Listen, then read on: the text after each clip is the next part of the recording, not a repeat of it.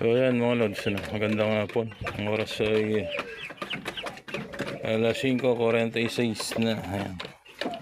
Tapos na sila lahat kumain, o pinakain ko na sila lahat. Hindi ko lang alam kung tapos na pala lahat. Sila kumakain kumakain pa kayo. Binigyan ko ng dagdag yung dito kasi hindi sila makasingit doon sa mga nando sa loob. Kaya bali apat na yung kainan nila niyan. Ayan. At itong mga bibidak naman natin sa manok, kasing ko naginarte sila sa floating dahil nagbago na size yung floating at kulay. Dati dark yung floating at medyo maliit yung butil, ngayon malalaki. Kinakain naman pero hindi sintakaw nung dati. Itong huling nakuha namin na floating ito yung sako, kulay pula. Di ganong pino, malaki yung butil.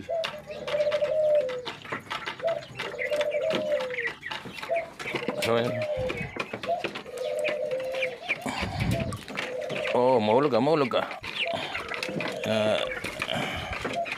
Try ko yung yung bigat niya.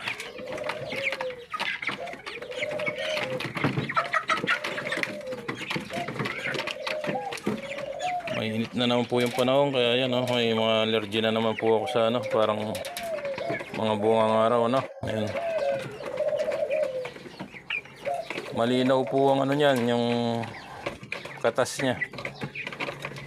At malutong pagka pinisa mo, may tunog.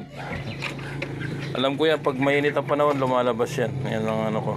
Pag malamig naman, todo rayo mo ako.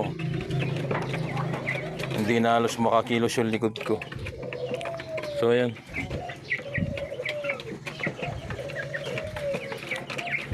Baka sabihin nyo dahil sa dumi ng mga alaga, hindi po. Bago ako magpakain, naguhugas ako. Pagkatapos ko magpakain, naguhugas ako yun. At ngayon nga, nagsunog ako doon sa kabila doon, sa may tabing kalsada kasi madamo na naman doon. At saka yung nanay, gumagapang. So siguro minsan isang araw papahukayin natin.